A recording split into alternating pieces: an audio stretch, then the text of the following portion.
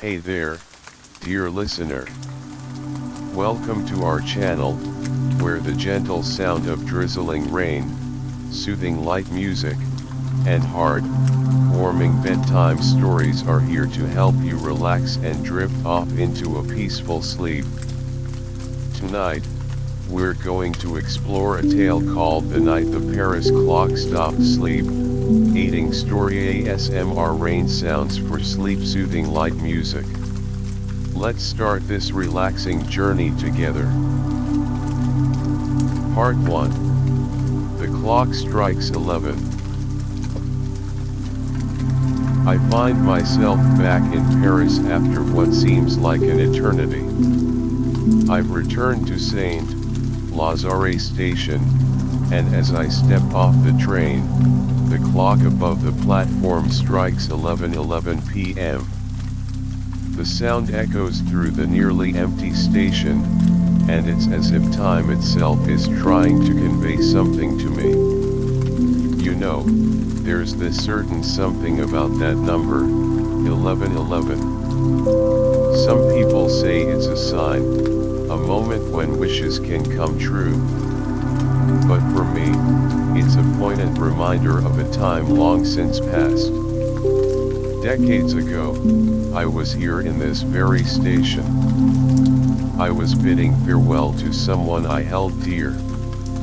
The memory washes over me like a wave, and I can almost vividly picture her face, the sorrow in her eyes as we parted ways.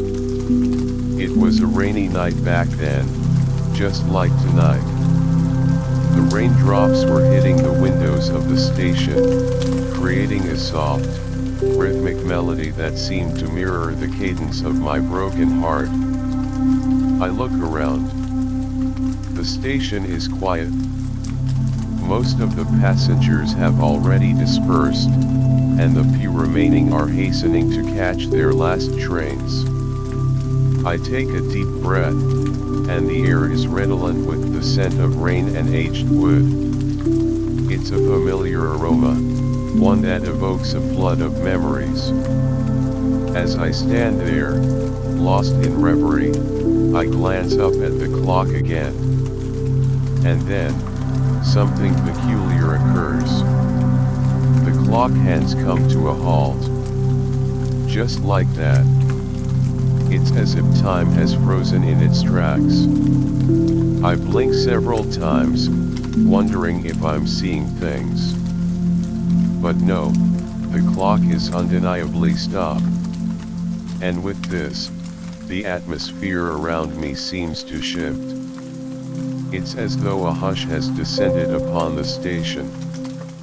The few remaining sounds of footsteps and train announcements fade away, replaced by an eerie silence.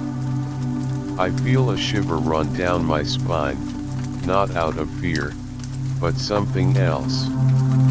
It's a sense of anticipation, as if something momentous is on the verge of happening. I begin to stroll slowly through the station. My footsteps reverberate on the cold, tiled floor. I pass by the ticket counters, which are now shut. The lights are dim, and the shadows seem to dance around me. I can't help but wonder why the clock has stopped. Is it merely a coincidence, or is there some deeper significance behind it? Have you ever had one of those moments where you feel like the universe is attempting to send you a message? Well, that's precisely how I feel right now. The stopped clock, the rainy night, the memories of the past, it all seems to be intertwined in some way. I make my way to the exit of the station. The rain is still falling outside, and I pull up my collar to shield myself from the moisture. As I step out into the night, I cast one last look back at the station. The clock still reads 11:11, and I can't shake the feeling that this night is going to be out of the ordinary. That perhaps, just perhaps, I'm going to find some answers to the questions that have been plaguing me for years. I start to walk down the street, not really having a definite destination in mind. The city is quiet, and the only sounds are the rain and my footsteps. I'm lost in my thoughts, thinking about her, about that night we said goodbye. And as I walk, I can't help but wonder what the rest of this night has in store for me. Part 2. A familiar lamplight. I'm walking through the streets of Paris, and the rain is still coming down in a soft, steady drizzle. The city is like a ghost town at this hour. The streets are mostly empty, and the only sounds are the rain hitting the cobblestones and my own footsteps. As I turn a corner, I see a lamp light up ahead. Underneath it, there's a figure of a woman. There's something about her that catches my eye. She looks so eerily familiar. It's like I've seen her before, but I can't quite put my finger on it at first. Dear friend, have you ever had that feeling you see someone, and it's as if they're a part of your past, but you can't immediately place them? Well, that's exactly how I feel right now. As I get closer, I realize who she reminds me of. She looks like Elise, the singer I once loved. Elise had this way of standing, this grace about her that was unmistakable. And this woman, she has that same kind of presence. I don't approach her right away. Instead, I start to follow her from a distance. I know it might seem a bit strange, but I can't help myself. She's like a magnet, pulling me in with memories of the past. We walk through the empty streets. The rain is making everything look shiny, like a world made of glass. The buildings on either side of us are dark, and the only light comes from the occasional street lamp. I notice that the clock on the corner of one of the buildings is also stopped. It reads the same time as the one at the station, 11:11. This can't be a coincidence, can it? It's like the whole city has been frozen in this moment. As we keep walking, I start to remember more about Elise. Her voice, how it could fill a room with emotion. The way she used to smile at me, like I was the only person in the world. Those memories are so vivid, it's as if they happened yesterday. I wonder if this woman is just a figment of my imagination. Maybe I'm so lost in my memories that I'm seeing things that aren't really there. But she seems so real.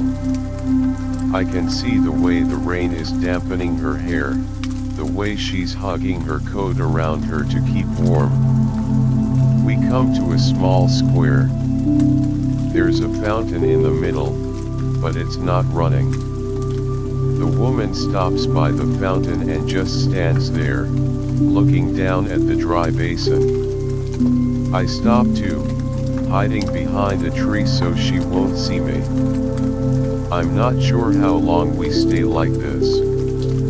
But as I watch her, I feel a sense of sadness wash over me. Elise is gone, and yet here I am, following this woman who looks so much like her. Finally, she starts to move again. She walks out of the square and down another street. I follow her, still keeping my distance. I don't know where this is going, but I can't bring myself to stop.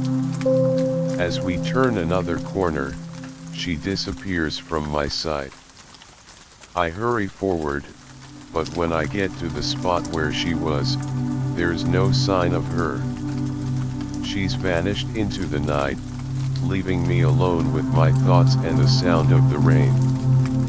I stand there for a while, trying to make sense of what just happened.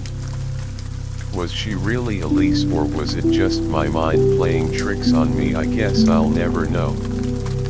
But one thing's for sure, this night is full of mysteries, and I have a feeling there's more to come. Part 3. The Bench by Rue Montmartre. I'm still reeling from the disappearance of the woman who looked like Elise. I find myself wandering aimlessly through the streets, and before I know it, I'm on Rue Montmartre. There, in a small, quiet corner, I spot a bench. It's a weathered old bench, its paint chipped and faded. But to me, it's a place filled with memories. You see, this was our bench. Elise and I used to come here often. We'd sit side by side, talking for hours about our dreams, our fears, and our hopes for the future. Those were the days when life seemed so full of possibilities. I walk over to the bench and sit down. The wood is cold and damp from the rain, but I don't care. As I'm sitting there, I notice a scrap of paper stuck to one of the slats. I reach down and pull it free. It's a piece of music paper, and as I look at it, my heart skips a beat. It's one of Elise's old songs. I recognize the handwriting immediately.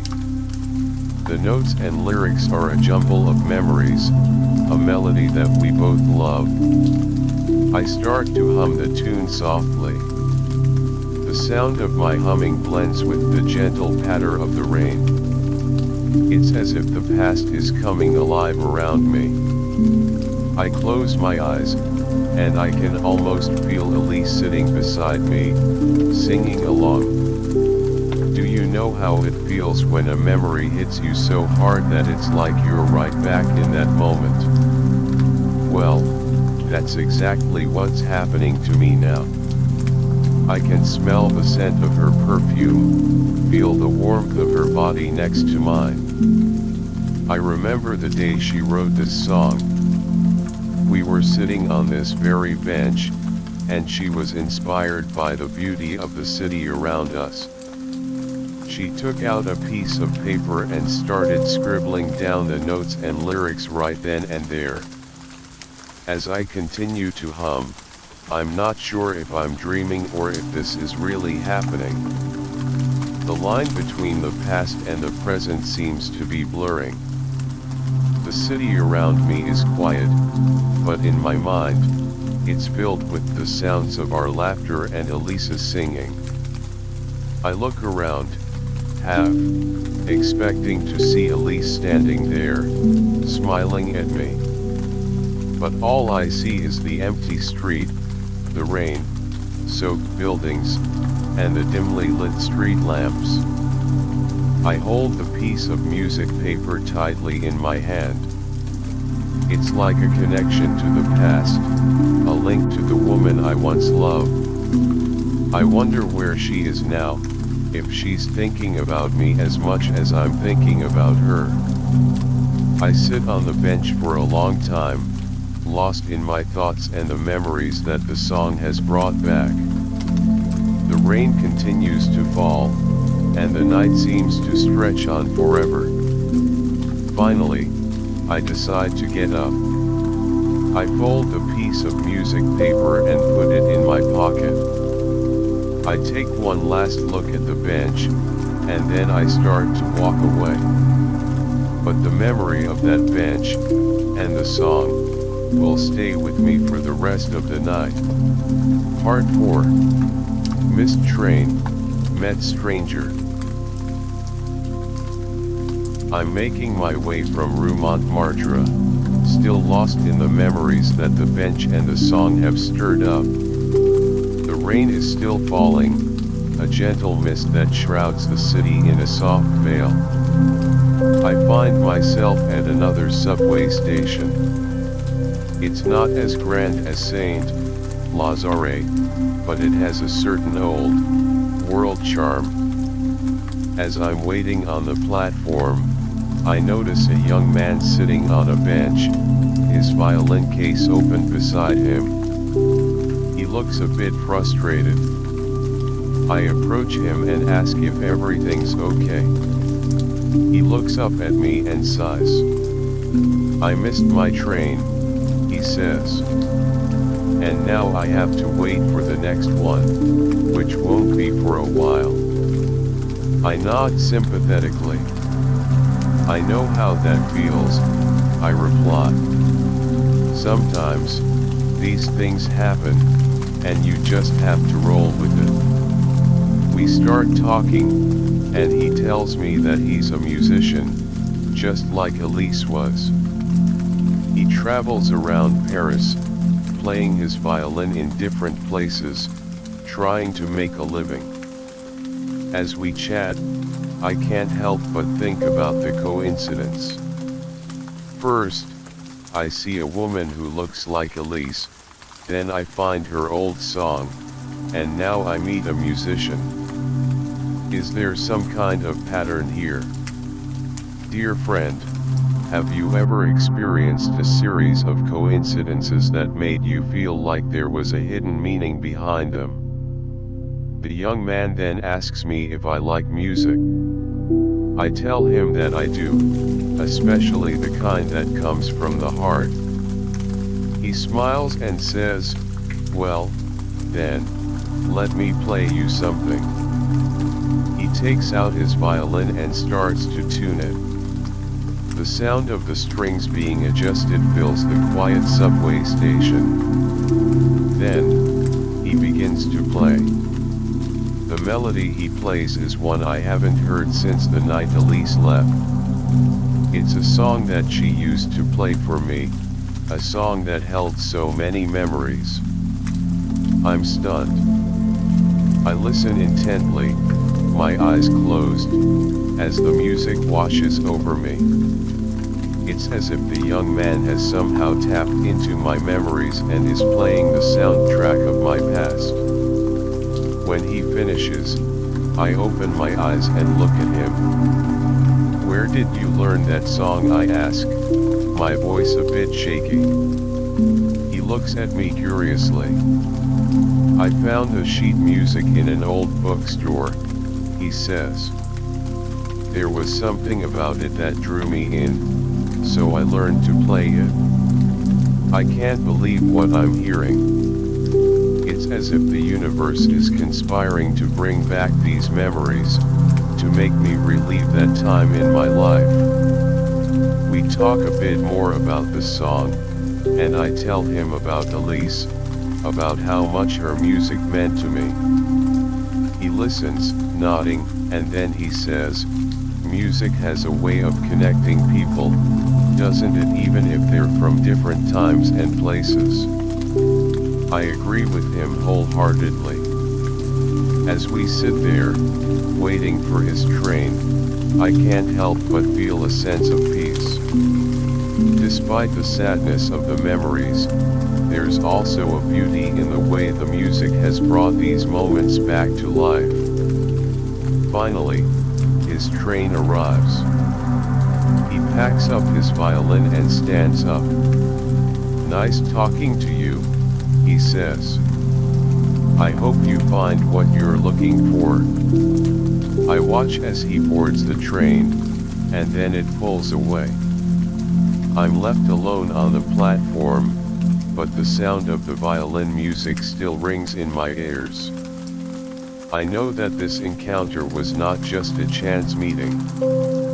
It was another piece of the puzzle that this strange night in Paris is presenting to me. Part 5. Rain on Cobblestones. After the young musician leaves, I step out of the subway station. The rain has lessened to a fine mist, but the cobblestones are still slick and shiny. The city lights reflect off the wet surfaces, creating a dream-like glow. As I walk along the street, memories of the night Elise performed in a cafe before she left come flooding back. It was a small, intimate place, filled with the smell of freshly baked pastries and the soft chatter of people. Elise was on a small stage in the corner, her voice filling the room with a warmth that seemed to chase away the cold outside. And now, as if on cue, I hear the same song that the young man played on his violin.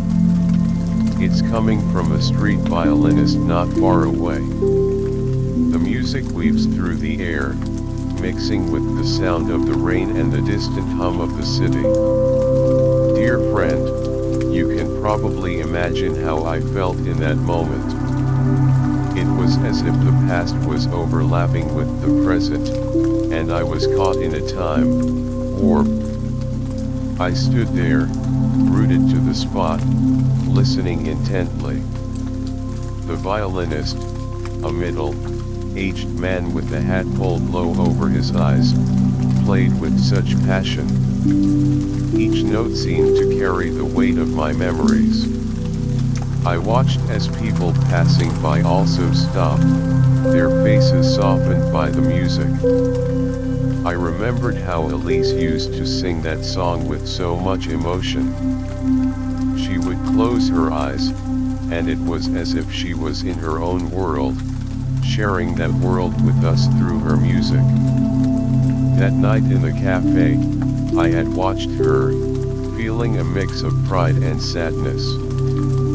Pride because she was so talented, and sadness because I knew our time together was coming to an end. As I listened to the street violinist, I realized that the city was mirroring my past. It was as if Paris itself was trying to tell me something, to make me relive those moments so that I could finally come to terms with them. The rain started to pick up again, a steady drizzle. The droplets fell on my face, but I didn't move. I was too engrossed in the music. The violinist played on, oblivious to the rain, lost in his own performance. I thought about all the times Elise and I had walked these streets. We would stop at small shops, buy a baguette, and then find a quiet place to sit and enjoy it. Those simple moments were filled with so much love and happiness. The music finally came to an end. The violinist opened his case, and people started dropping coins in. I walked up to him and put a few bills in as well. "That was beautiful," I said. He looked up at me, his eyes kind. "Thank you," he replied. "It's a special song." I nodded. It was indeed a special song. A song that was now forever linked to Elise and the memories of our time together.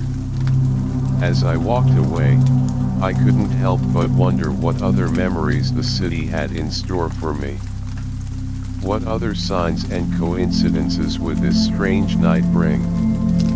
I continued to stroll through the rain-soaked streets, my mind filled with thoughts of Elise. The city, with its cobblestones and old buildings, seemed to be a living, breathing reminder of our past. And I was ready to follow wherever it led me. Part 6. A Cafe Without Clocks. As I wandered through the rain-washed streets of Paris, my feet seemed to have a mind of their own. Before I know it, I find myself in front of an old cafe. It's a place that Elise and I used to frequent. The sign above the door is a bit faded, but the familiar warm glow from the windows still beckons me inside. I push open the door, and the smell of freshly brewed coffee and warm pastries fills my nostrils. It's a smell that instantly transports me back in time. The cafe is just as I remember it, with its cozy booths, wooden tables, and the friendly chatter of the few patrons inside. But then, I notice something strange. There are no clocks on the walls.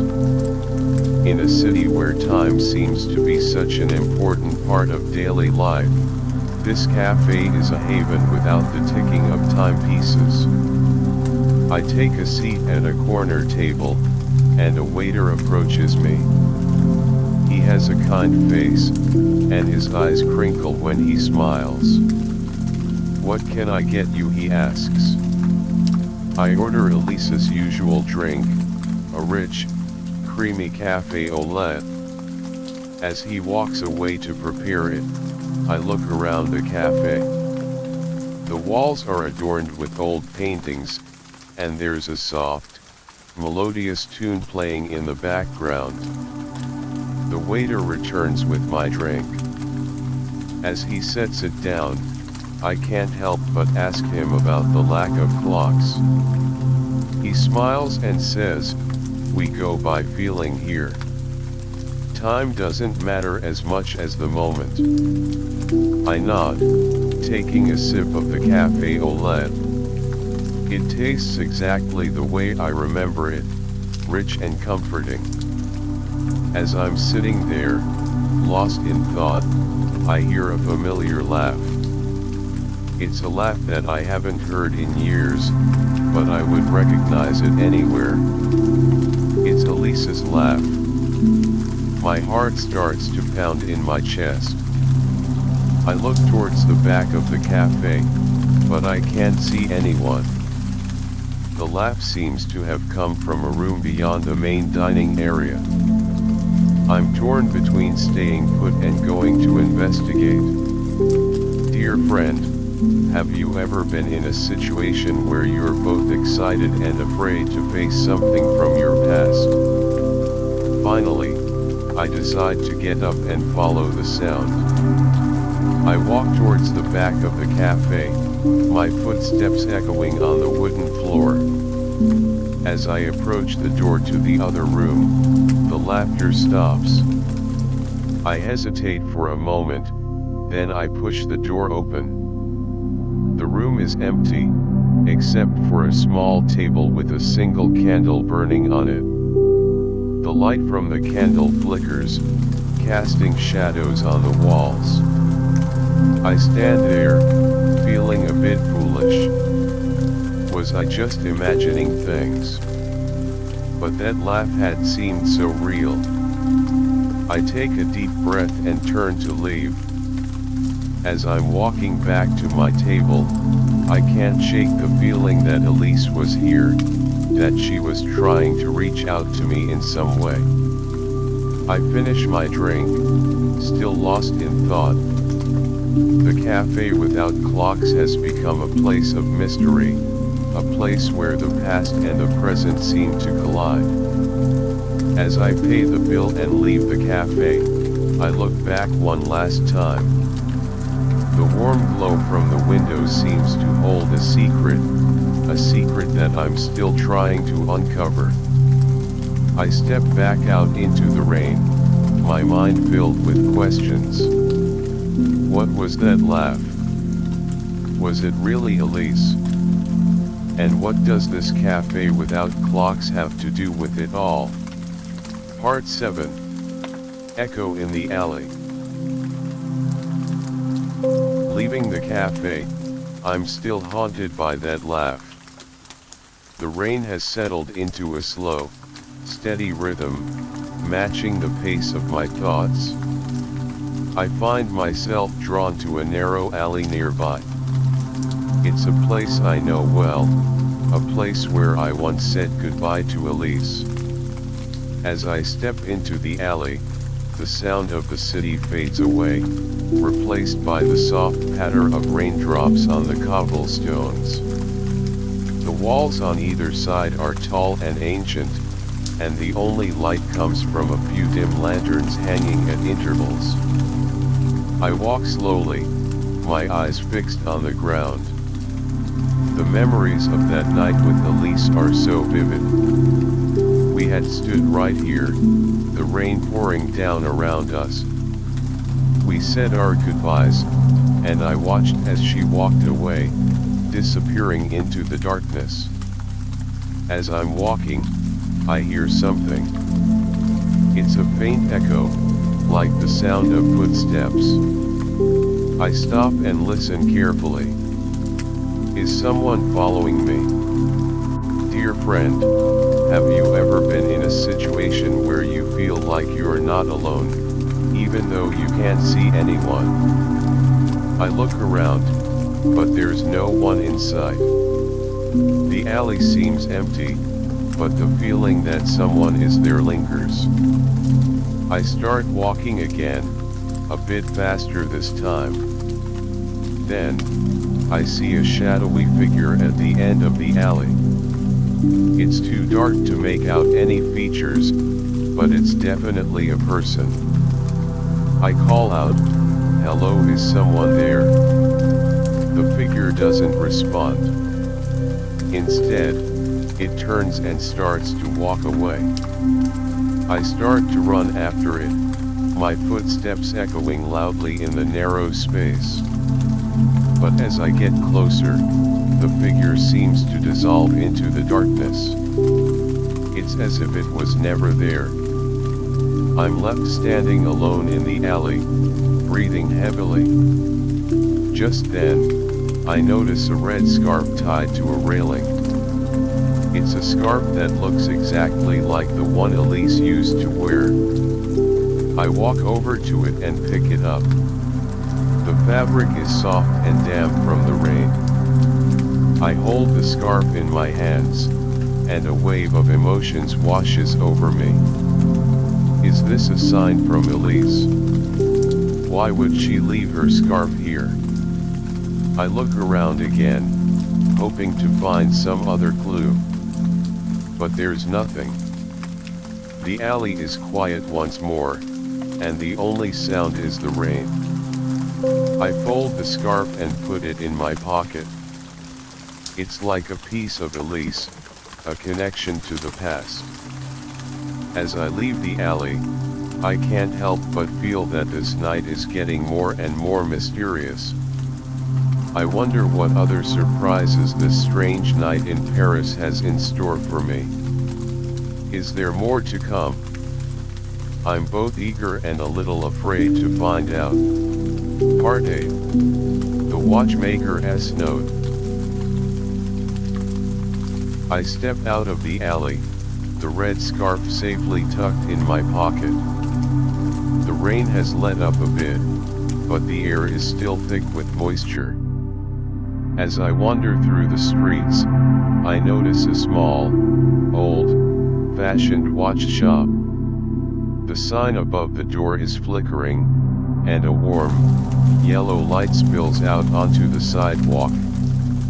I don't know what compels me, but I find myself pushing open the door. A small bell tinkles, announcing my arrival. The shop is filled with the soft ticking of countless clocks and watches. Rows upon rows of timepieces line the walls, their faces illuminated by the dim light. Behind the counter, there's an old watchmaker. He's bent over a small table, carefully working on a delicate pocket watch. He looks up as I enter, his eyes magnified by the thick glasses he's wearing. "Can I help you?" he asks, his voice soft and gruff at the same time. I'm not really sure what to say. I look around the shop, and then my eyes fall back on him. "I'm not sure," I reply. "I just felt drawn to this place." He nods, as if he understands. He sets down the pocket watch and the tools he's using. He walks over to a small cabinet behind him and rummages around for a moment. Then, he turns back to me and hands me a folded piece of paper. He does this without a word, just looking at me with his kind, old eyes. I take the paper from him, a bit confused.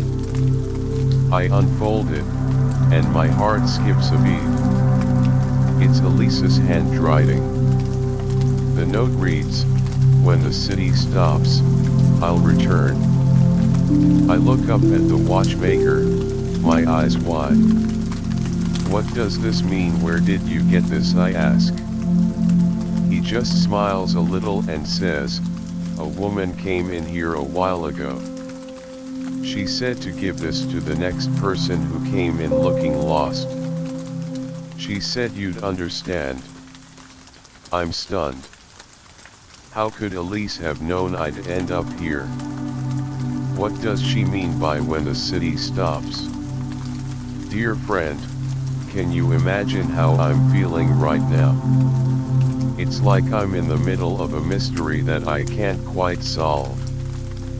I look at the note again, as if the words might change and give me more clues. The watchmaker goes back to his work, the soft ticking of the clocks filling the silence. I stand there for a few more minutes, trying to make sense of it all. The note, the stopped clocks in the city, the woman who looked like Elise, it all seems to be connected. Finally, I thank the watchmaker and leave the shop. I walk out into the night, the note clutched tightly in my hand. I know that I'm getting closer to something, but I'm not sure what. The city around me seems to be holding its breath, as if waiting for something to happen. And I'm right there with it, waiting to find out what Elisa's message means and if she'll really return. Part 9. The Midnight Melody. With the note from the watchmaker in my pocket, I continue my journey through the quiet Parisian streets. The rain has finally stopped, and a soft, misty veil hangs over the city. The air is filled with a strange stillness, as if the world is holding its breath. I find myself on a quiet bridge that spans over a canal. The water below is calm, reflecting the dim lights of the city like a mirror. As I stand there, lost in thought, a soft, tinkling sound breaks the silence. It's a music box, playing a melody that is all too familiar. It's the tune from Elisa's last performance. The one that has been haunting me all night. I look around, trying to find the source of the sound. There, on the railing of the bridge, is a small, ornate music box. Its lid is open, and a tiny ballerina twirls inside as the music plays. I walk over to it, my heart pounding in my chest. How could this be here? Is it another sign from Elise? I close my eyes and let the music wash over me. I'm immediately transported back to that night, the night of her last performance. We were in a small, intimate venue. The air was thick with the smell of roses and the sound of her voice. I remember how she looked up at me from the stage, her eyes filled with love and sadness. And then, she sang that song, the one that the music box is playing now. Dear friend, have you ever had a memory that was so vivid, it felt like you were reliving the moment? That's how I feel right now. I can feel the warmth of the venue, hear the soft whispers of the audience, and see Elisa's beautiful face as she sang. As the music plays, I can't help but remember the dance we shared later that night. It was on this very bridge. The moon was full, and the city was bathed in a silver glow. We danced slowly, without a care in the world, lost in our love for each other. The music box continues to play, and I find myself swaying gently to the rhythm. I open my eyes and look at the ballerina twirling inside. It's as if she's dancing for us, for me, and Elise. I wonder where Elise is now.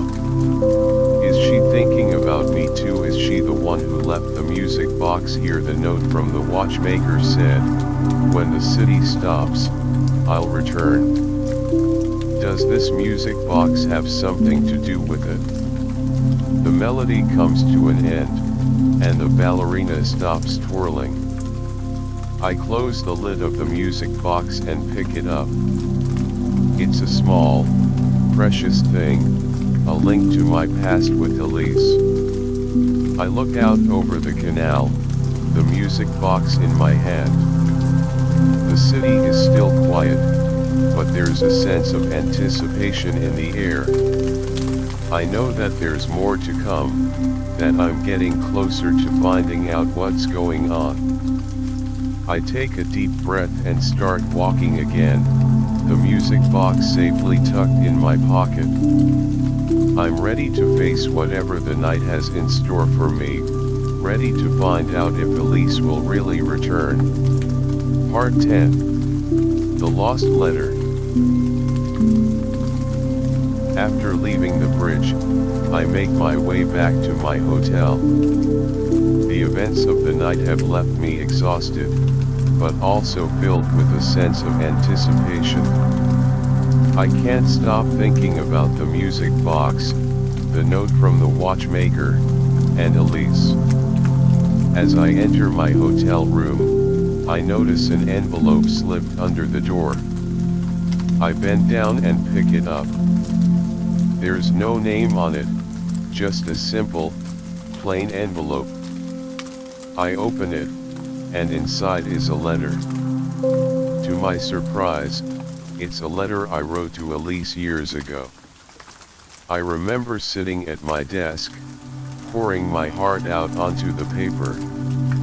I had never sent it, though. I was too afraid of what her response might be.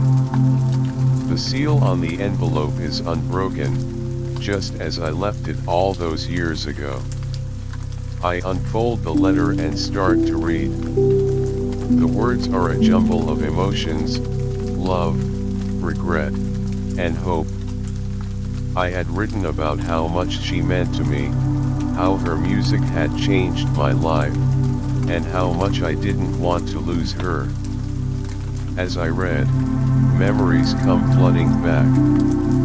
I remember the day I wrote this letter, the pain in my heart as I tried to put my feelings into words.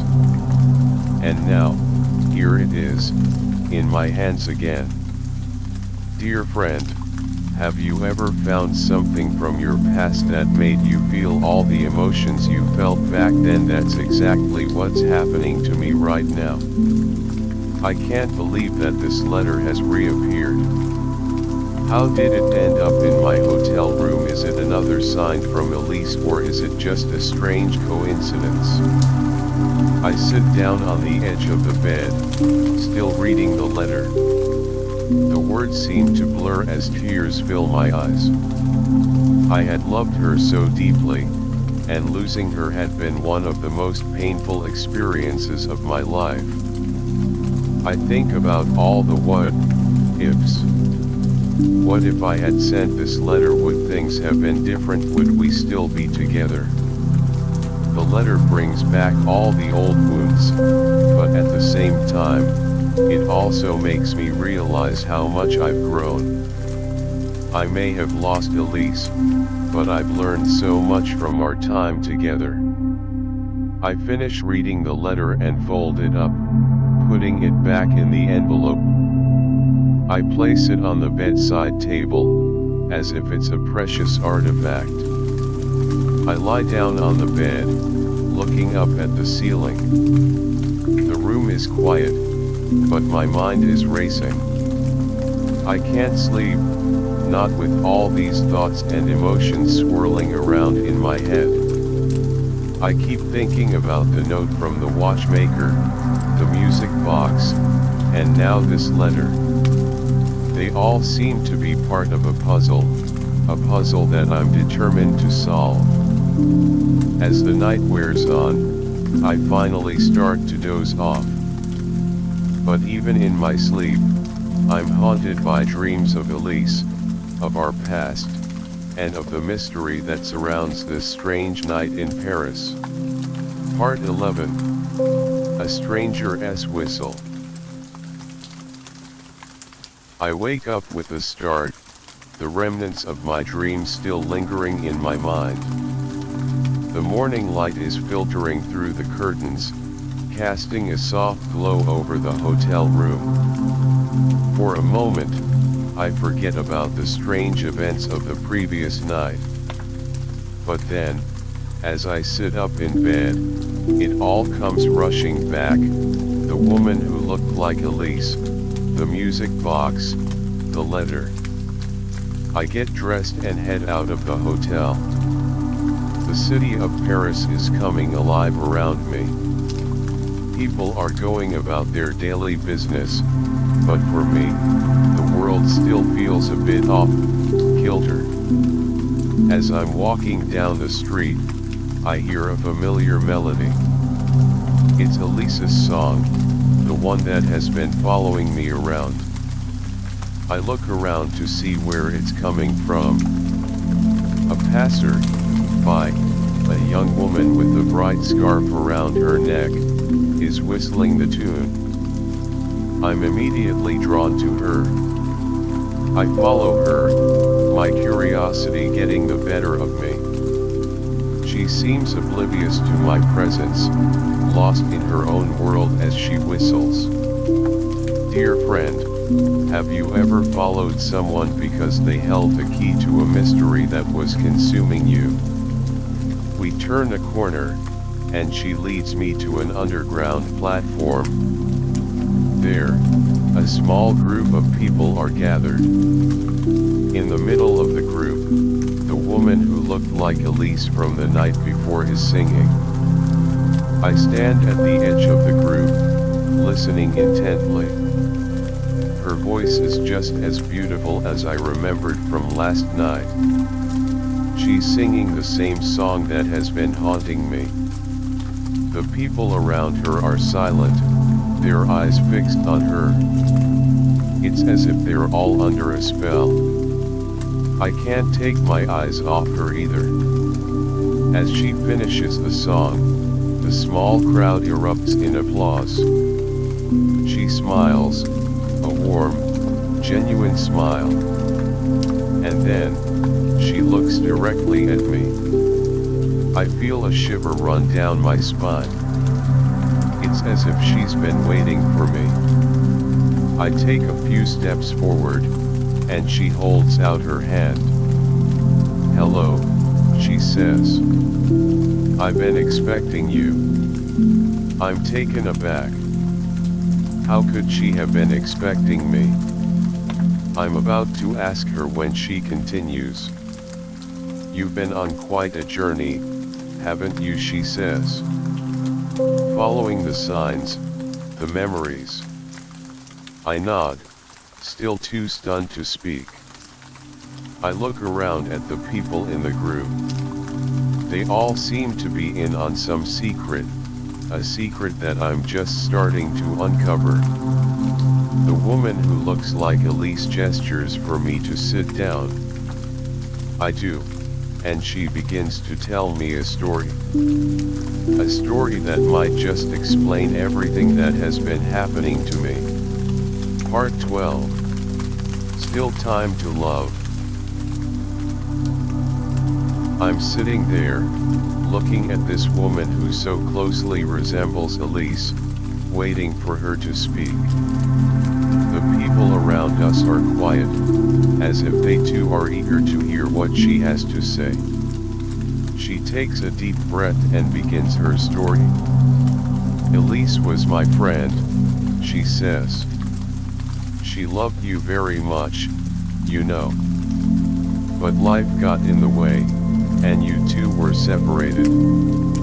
I listen intently, hanging on to her every word. This is the closest I've come to getting some answers. She waited for you for years, she continues.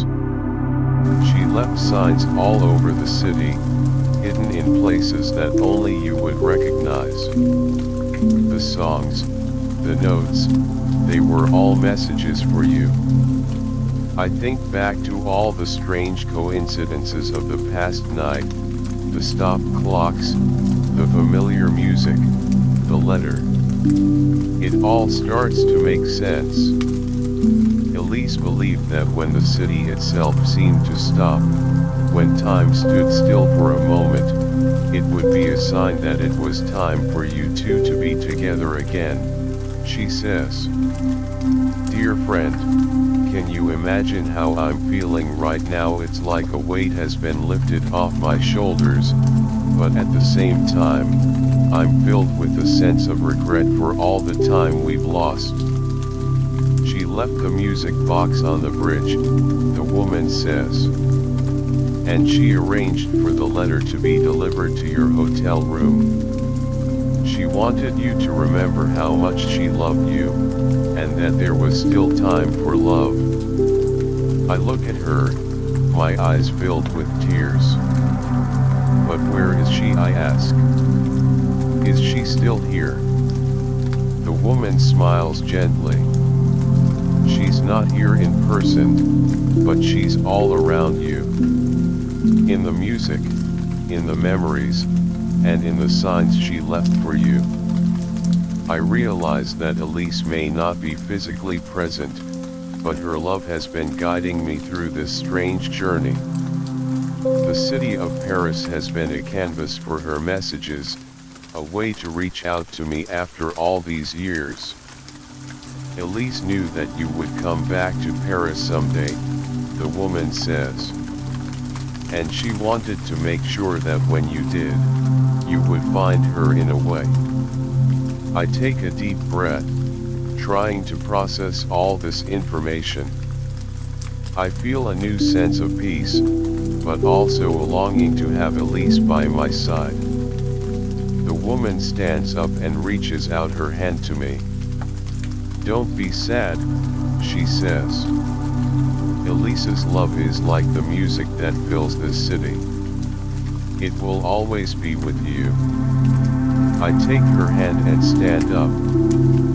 The people around us start to disperse, but I stay there for a moment, lost in thought.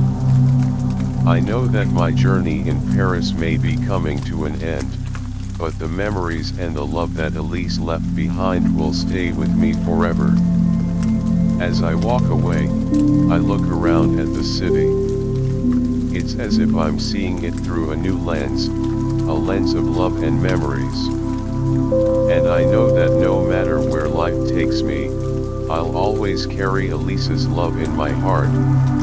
Part 13. The city breathes again. As I continue to walk through Paris, the sun starts to climb higher in the sky. The city, which had been wrapped in an otherworldly stillness during the night, is now fully awake.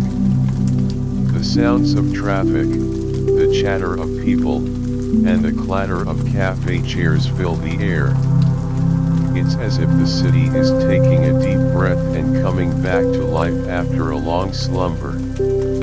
I notice that the clocks on the buildings, the ones that had stopped during the night, are now ticking again. The hands are moving steadily, marking the passage of time as if nothing out of the ordinary had happened. But for me, everything has changed. I make my way back to Saint-Lazare station. It's bustling with activity, people rushing to catch their trains, vendors selling newspapers and snacks. I look up at the clock above the platform. It's the only one that still reads 11:11, frozen in time. Dear friend, have you ever experienced a moment where you feel like you're caught between two worlds? That's how I feel right now. The world around me is moving forward, but a part of me is still stuck in that night of memories and mysteries. I stand there for a while, watching the people go about their business. I think about all that I've learned, about Elisa's love and the signs she left for me. I feel a sense of fullness, knowing that her love was real and that it had endured through the years. But at the same time, I feel a void, a longing for her physical presence. I remember the woman who looked like Elise telling me that her love was all around me. I look around the station, and I can almost feel Elisa's presence in the air. In the sound of the trains pulling in and out, in the faces of the people passing by, and in the memories that this place holds. I realized that the stop clock at Saint Lazare is a symbol of the time that Elise and I had shared, a time that will always be special, a time that will never truly pass. It's a reminder that love can transcend time and space. As I'm about to leave the station, I take one last look at the clock. I know that I have to move on, that life will go on. But I also know that I'll never forget Elise and the love we shared. I step out of the station and into the sunlight. The warmth of the sun on my face is a welcome feeling. I start to walk, not really sure where I'm going, but knowing that I'll carry the memories of this night with me forever. The city of Paris, with its beautiful architecture, its bustling streets, and its rich history, has given me a gift. A gift of love, of memories, and of a new understanding. And I'm grateful for it. Part 14. Her voice in the rain. I've left Saint Lazare station behind, and as I walk through the streets of Paris, the sky begins to cloud over once more. The air grows thick with the promise of rain. I find myself drawn to a quiet, tree-lined street. There's a sense of tranquility here, a stark contrast to the bustling activity of the main thoroughfares. As I turn a corner, I hear a soft, familiar sound. It's a voice, singing. My heart skips a beat, and I quicken my steps. Could it be? The rain starts to fall again, a gentle drizzle that mists the air. I round another bend in the road, and there, standing in the middle of a small, empty square, is a figure. It's a woman, and she's singing Elisa's song. I stop in my tracks, not daring to move. The sound of her voice, combined with the soft patter of the rain, creates an otherworldly atmosphere. I can't see her face clearly, as she's partially obscured by the rain and the gathering mist. Dear friend, think about a moment when you felt like you were in a dream, where everything seemed too perfect to be real. That's exactly how I feel right now. I stand there, listening intently. Every note she sings is filled with emotion, and it's as if Elisa's spirit is alive in that voice. I want to approach her, to see if it's really Elise, but something holds me back. The song continues, and I'm transported back to all the memories I've relived over the past day. The nights spent with Elise, the music, the love, it all comes flooding back. I'm filled with a mix of emotions, hope, fear, and a deep-seated longing. The woman's voice seems to echo through the square, bouncing off the old buildings. I close my eyes, letting the sound wash over me. In this moment, I don't care if it's a dream or reality. I just want to soak in the beauty of the song and the feeling it evokes. As the song reaches its crescendo, I open my eyes. The woman is still there, but now she seems to be fading into the mist. I take a step forward, but she's gone. All that remains is the sound of the rain, falling steadily. I stand there for a long time, even after the rain stops. The square is empty once again, but the memory of that voice lingers. I'm left with a question: was it really Elise, or was it just my mind, playing tricks on me one last time? I start to walk away, my heart heavy but also filled with a strange sense of peace.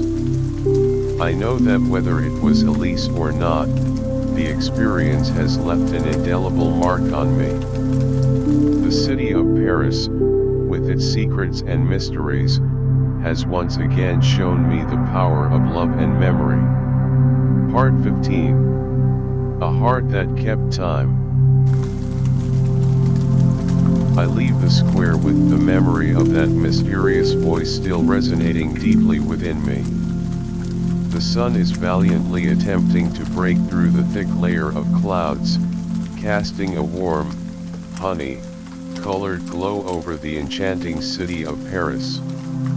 My footsteps, almost as if guided by an invisible force, lead me back to Saint Lazare station, the very place where this extraordinary journey first commenced. As I draw near the bench located close to the platform, a wave of nostalgia washes over me. This bench has witnessed countless moments of my contemplation, of my heart-felt musings. I reach into my pocket and retrieve a small, antique pocket watch. It's a delicate piece, its silver casing slightly tarnished with age, a silent testament to the passage of time. This timepiece has been a cherished heirloom in my family for generations, carrying with it the echoes of stories past. I gently place the pocket watch beneath the bench, and beside it, I tuck a carefully written note. The words on the note are simple yet profound, for the one who sang while time stood still. The act of leaving this token feels like a final act of closure, a way of symbolically leaving a part of myself, a part intertwined with Elise, in this place that holds so many memories. I straighten up and take a long, lingering look around. The station is a hive of activity, people rushing to and fro, their faces a blur of purpose and haste. Trains come and go, their arrival and departure announcements filling the air. But amidst this chaos, I see the station in a different light. It will forever be a sacred place, a place where my love for Elise was both born and tested, a place where the boundaries between the past and the present seem to blur. Dear friend, life has a curious way of taking us on unexpected detours, doesn't it sometimes?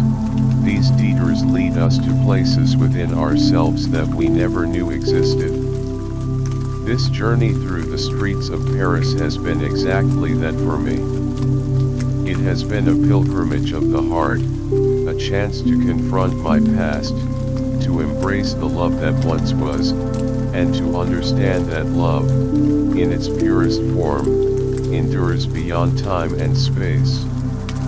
As I prepare to take my leave, a sense of peace and closure washes over me. I know that Elise will always be an integral part of my being. The love we shared, the moments we spent together, will continue to be a guiding light in my life.